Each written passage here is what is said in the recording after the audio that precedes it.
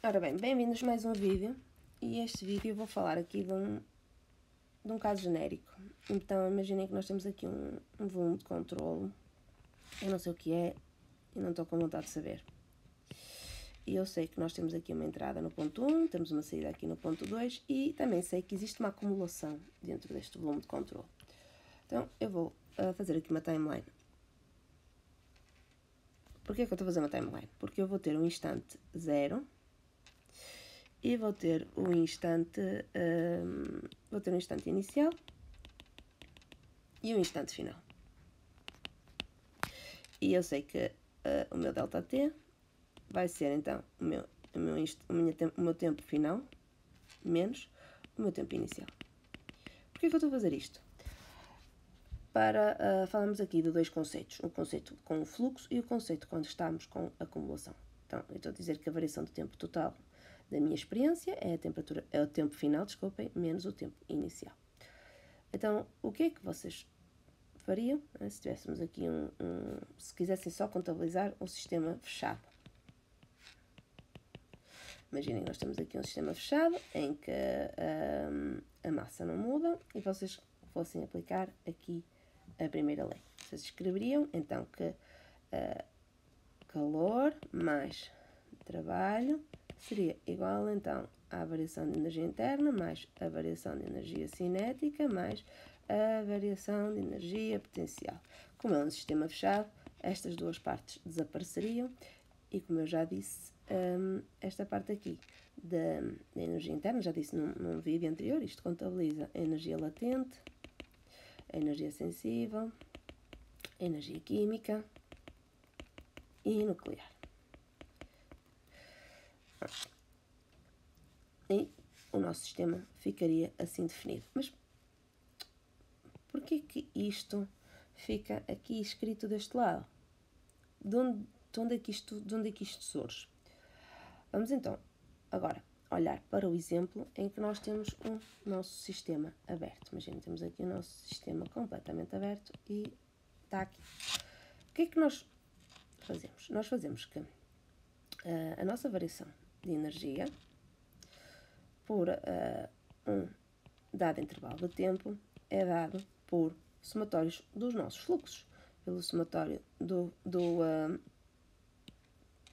pelo somatório da energia que entra menos o somatório da energia que sai.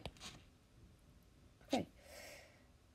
E neste caso, o que é que nós iríamos ter como energia que entra e como energia que sai? Então, quais são as energias, como é que a energia pode ser, digamos, transportada?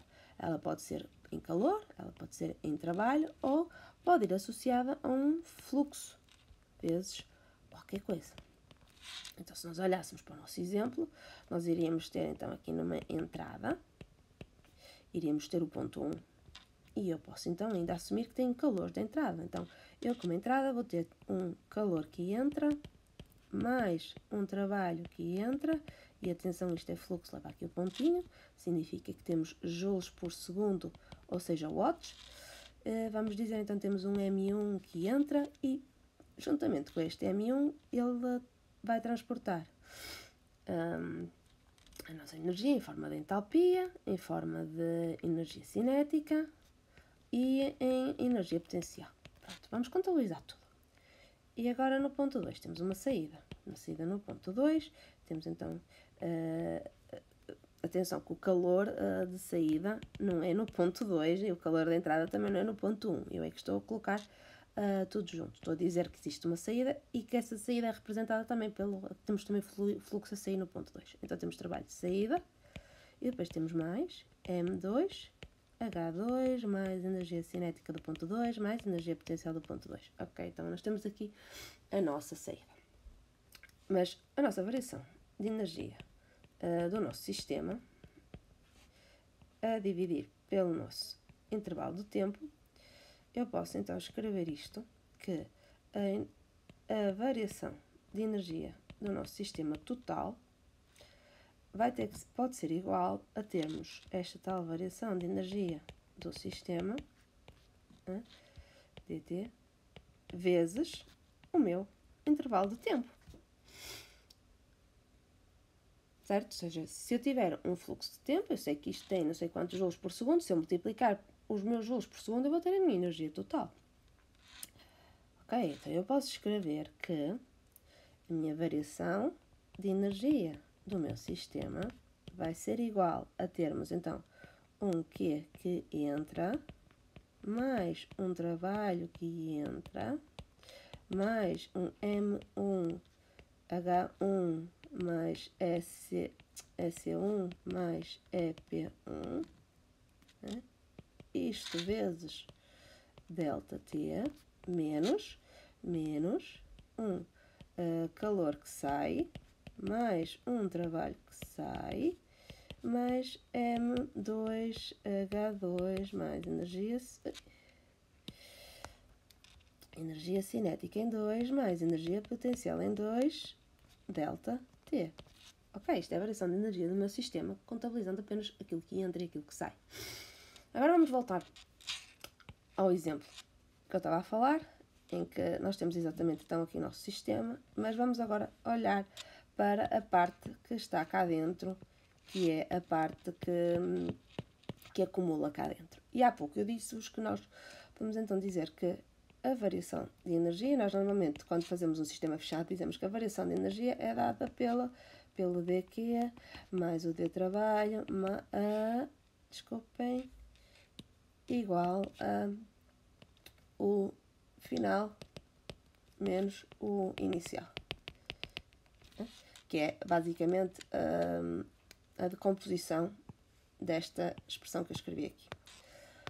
Só que a forma mais correta de nós escrevermos isto é a variação de energia é dada pelo U final menos o U inicial. Isto é a nossa variação de energia. Depois nós sabemos que existem fluxos de calor e fluxos de trabalho e acabamos por introduzir aqui. Mas reparem, agora eu tenho aqui uma variação de energia. E onde é que eu tenho também essa variação de energia? Tenho aqui. Então, a variação de energia do meu sistema vai ser a igualdade desta expressão com esta expressão. Então, no final, eu posso escrever que o meu calor que entra mais o meu... desculpem, não é o calor que entra, é o calor inicial. Não, é calor que entra mesmo, peço desculpa. É o calor que entra mais o trabalho que entra. E não se esqueçam que nós temos aqui o ponto 1 e assim temos aqui o ponto 2.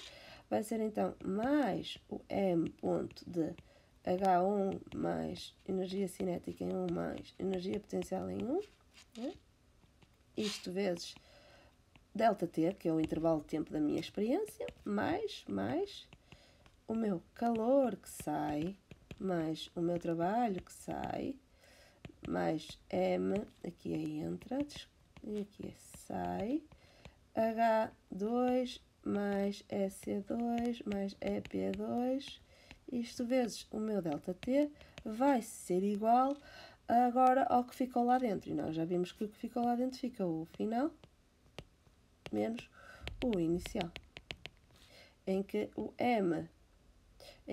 U final é igual ao M final vezes o específico final e o U inicial é igual ao M inicial vezes o U inicial.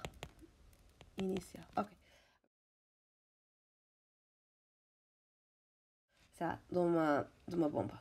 Se eu tiver aqui uma bomba, e eu tenho aqui o meu ponto 1 e o meu ponto 2. Na realidade, numa bomba, existe quase tudo. Existe sempre acumulação de fluido. O fluido está acumulado lá dentro. Mas quando nós estamos a trabalhar nisto, nós estamos em regime permanente. Ou seja, nós nunca apanhamos a ponto de arranque, o ponto em que existe lá fluido acumulado parado. Nós assumimos sempre que há um escoamento, ou seja, não vai haver acumulação de fluido lá dentro.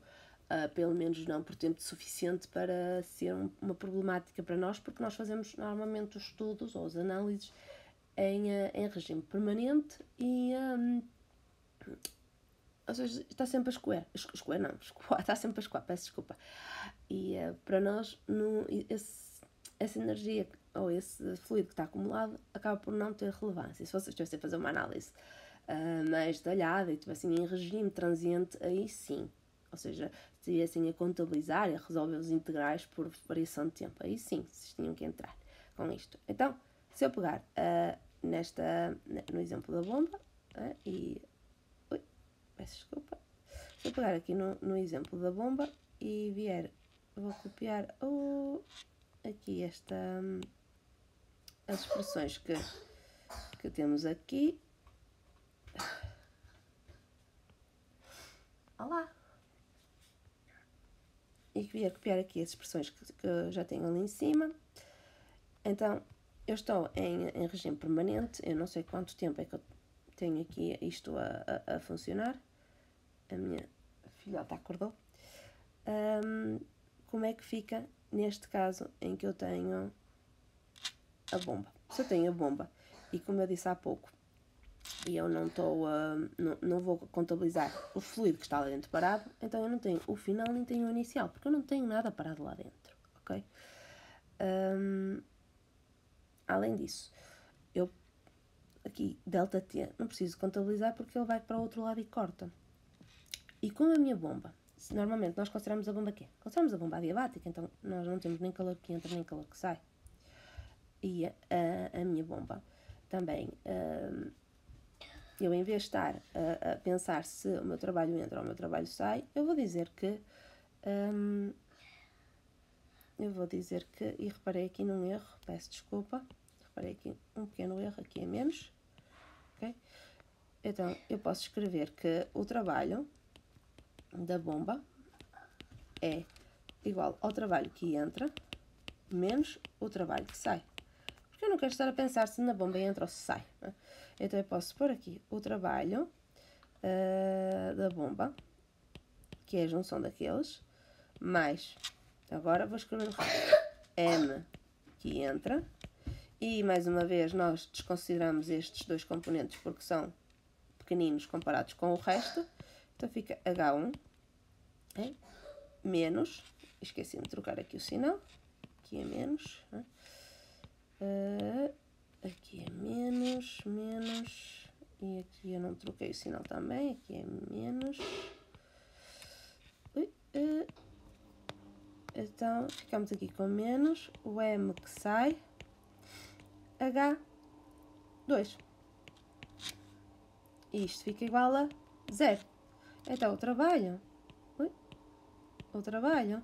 da bomba fica igual a M que sai H2 menos M que entra H1. E lá está a regime permanente, temos o M que sai igual ao M que entra. E então nós podemos então considerar os calores os caudais são iguais, então fica só M delta H. E ficamos com o trabalho da bomba. Então, se o meu H2 for maior que o meu H1, isto vai dar positivo. E se der positivo, eu já sei que vai ser trabalho que entra na minha bomba, que vai ser o caso. Se der negativo, eu já sei que vai ser trabalho que sai da minha bomba. Pronto. Então, eu ponho aqui trabalho da bomba e não ponho, não substituo por isto.